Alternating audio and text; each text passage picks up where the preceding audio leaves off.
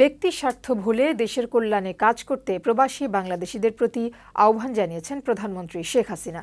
সকালে রাজধানীর একটি হোটেলে প্রথম অনাবাসী প্রকৌশলী সম্মেলনের উদ্বোধনীতে একথা বলেন প্রধানমন্ত্রী।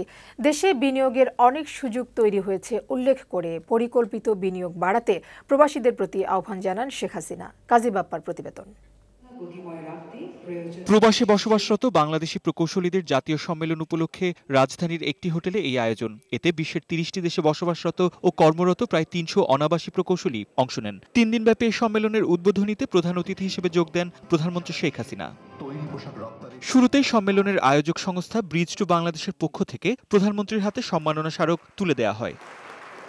আলোচনায় শেখ হাসিনা বলেন, ৭৫ পরবর্তী সময়ে রাজনৈতিক ও সামাজিক কারণে দেশের অনেক মেধা বিদেশে পাচার হয়ে যায়। এসব মেধা কাজে লাগানো গেলে বহু আগেই এদেশ এগিয়ে যেত।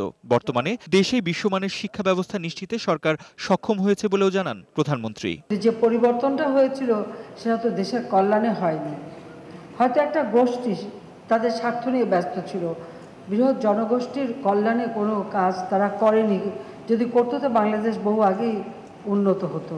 শেখ হাসিনা বলেন, দেশের উন্নয়নের জন্য শিল্পায়ন প্রয়োজন। এখন দেশে বিনিয়োগের অনেক সুযোগ তৈরি হয়েছে উল্লেখ করে পরিকল্পিত বিনিয়োগ বাড়াতে প্রবাসীদের প্রতি আহ্বান জানান প্রধানমন্ত্রী। আজকে আমরা ১০০টা অর্থনৈতিক অঞ্চল করছি, সেখানে আমরা আশা করি যে যারা বিদেশি তারা তো বিনিয়োগ করবে, আমাদের প্রবাসী যারা তারাও বিনিয়োগ করতে পারেন।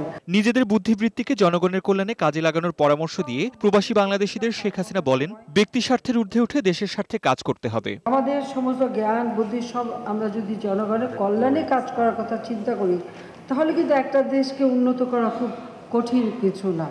শুধু ব্যক্তি স্বার্থের কথা চিন্তা না করে জনগণের স্বার্থের কথা চিন্তা করা। দেশ ও জনগণের স্বার্থে প্রয়োজনের কথা বিবেচনায় রেখে সুপরিকল্পিতভাবে কাজ করে যাওয়ার অঙ্গীকার ব্যক্ত করেন শেখ হাসিনা। পরে প্রথম অনাবাসী প্রকৌশলী সম্মেলনের উদ্বোধন করেন প্রধানমন্ত্রী। শুভ উদ্বোধন ঘোষণা করছি। কাজী বাপ্পা, বৈশাখী সংবাদ, ঢাকা।